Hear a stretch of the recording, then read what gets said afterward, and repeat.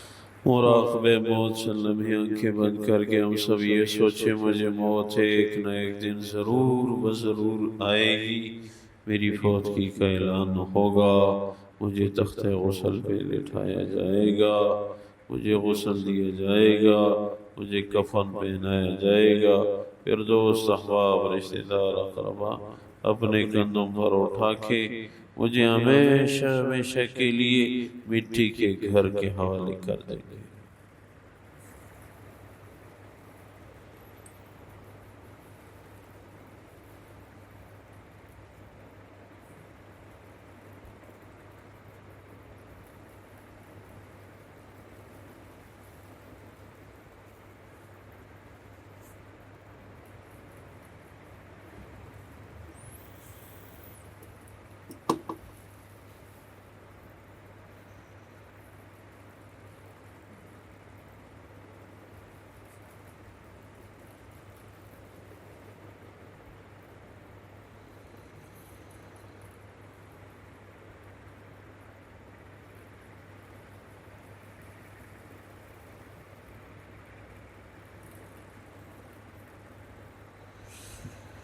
اللہ تبارک و تعالی موت کی تیاری کی توفیق ہم سب کو نصیب۔